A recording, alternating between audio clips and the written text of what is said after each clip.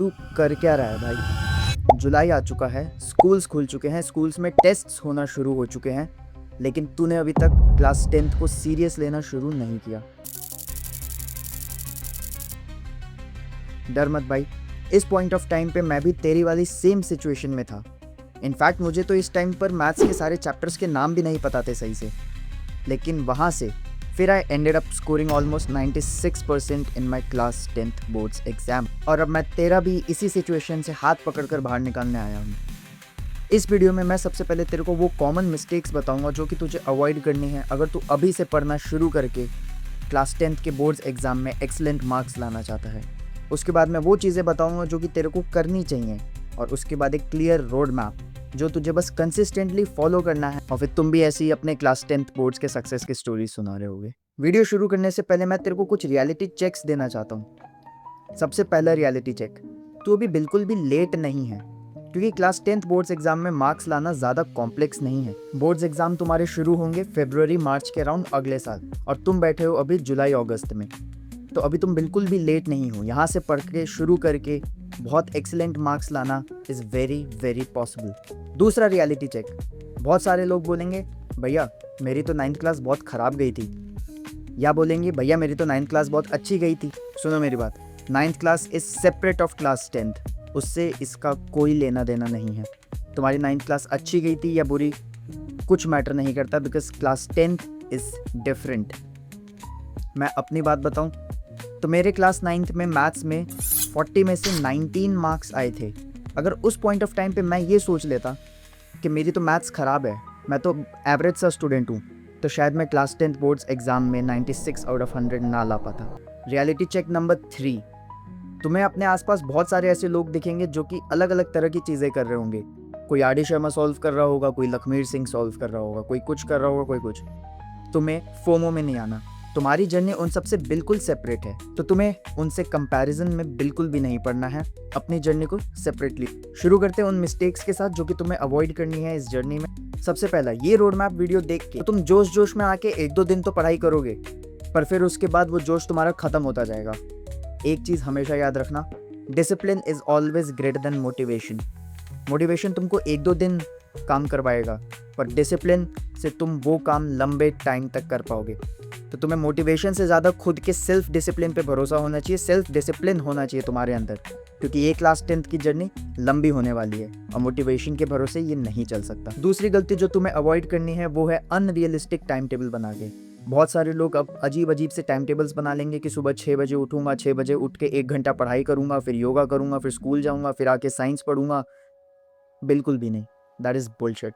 तुम्हें बस जो चीज़ें मैं करने को कह रहा हूँ वो तुम्हें फॉलो करनी है, कंसिस्टेंटली फॉलो करनी है, बिना घड़ी को देखे फॉलो करनी है। तीसरी मिस्टेक्स जो तुम्हें अवॉइड करनी है वो है बहुत सारे रेफरेंस बुक्स लेने की। बहुत सारे बच्चे बहुत सारी रेफरेंस बुक लेके भर लेते हैं।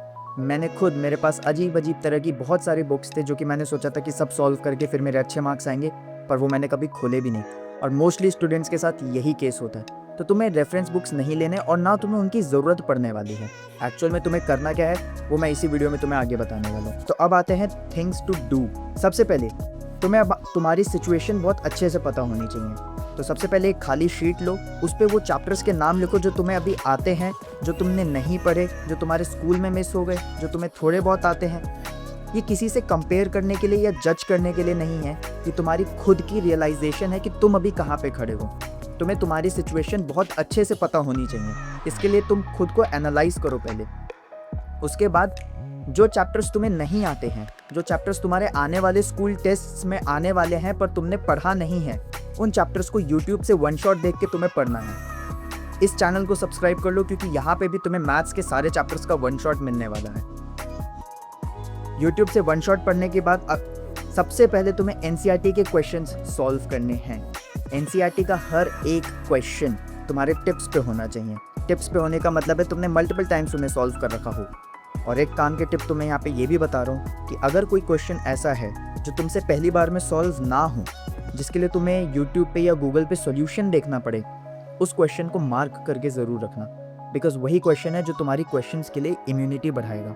एक्चुअल बोर्ड्स एग्जाम में जब तुम जाओगे वो 3 घंटे वहाँ पे तुम्हारे वीडियोस काम नहीं आएंगे, वहाँ पे तुम्हारी क्वेश्चन सॉल्विंग एबिलिटी ही होगी जो तुम्हारी हेल्प करेगी उस मोमेंट पे मार्क्स लाने में। तो तुम्हें क्वेश्चंस के साथ सबसे ज़्यादा टाइम बिताना है।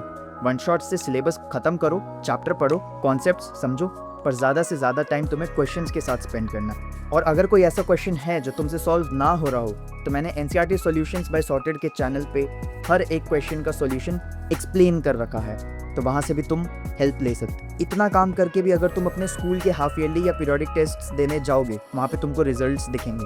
क्योंकि जैसा कि मैंने कहा, क्लास 10th में मार्क्स लाना ज़्यादा कॉम्प्लेक्स नहीं है। ये सिंपल सा काम ही बहुत सारे बच्चे नहीं करते। उनको लगता है बहुत कुछ करना है, उसके चक्कर में वो जो मोस्ट बेसिक चीज़ें हैं वही मिस कर देते हैं। उसके बाद प्री बोर्ड्स आने से पहले तुम्हें प्रीवियस ईयर क्वेश्चंस सॉल्व करने हैं। प्रीवियस ईयर क्वेश्चंस तुम कौन से ऑथर का लेते हो वो मैटर नहीं करता, क्योंकि क्वेश्चंस तो सेम ही रहने वाले हैं।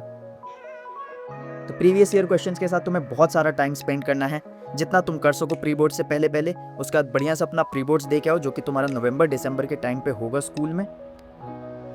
और उसके बाद तुम प्रीवियस ईयर क्वेश्चंस के साथ ही टाइम स्पेंड करते जाओ, टाइम लिमिट लगा के। क्योंकि तुम्हारा बोर्ड्स का पेपर 3 घंटे का होने वाला है, तो तुम्हें घर में पहले से उसकी प्रैक्टिस होनी चाहिए। तो इसलिए घर पे तुम इनफैक्ट 2.5 घंटे का टाइमर लगा के ही पूरा प्रीवियस ईयर क्वेश्चन पेपर कोई एक सॉल्व करने का ट्राई करोगे प्री बोर्ड्स हो जाने के बाद से। तुम अपनी स्ट्रेंथ बनाओगे। जो तुम्हारे बोर्ड्स एग्जाम्स का टाइमिंग होने वाला है, जो कि यूजुअली 10 बजे से 1 बजे का होता है, उसी टाइम बैठ के तुम previous year questions daily solve करना शुरू करोगे। और यही तुम्हारा सिंपल सा रोड मैप था। अगस्त, सितंबर, अक्टूबर, ये 3 महीने जो तुम्हारे पास प्री बोर्ड से पहले के हैं, उसमें तुम्हें अपना सिलेबस ख़त्म करने पे यूट्यूब वन शॉट्स से पूरा ध्यान लगाना है। तुम्हें अपना सिलेबस ख़त्म होना है, साथ साथ NCERT क्वेश्चंस करने हैं। उसके बाद सिर्फ और सिर्फ प्रीवियस ईयर क्वेश्चंस के साथ टाइम स्पेंड करना है। और अगर तुम्हारे पास और टाइम बचता है तो उसके बाद फिर तुम NCERT एग्जाम्पलर पे जंप कर सकते हो। NCERT एग्जाम्पलर के कुछ क्वेश्चंस तुम वहाँ पे सॉल्व कर सकते हो। बहुत सिंपल सा तुम्हारा रोड मैप है, बहुत सिंपल सा तुम्हारा प्लानर है। इस चैनल पे ऐसे ही टाइम टू टाइम गाइडेंस मैं तुम्हें देता रहूँगा। साथ में फोड़ते हैं, सब्सक्राइब।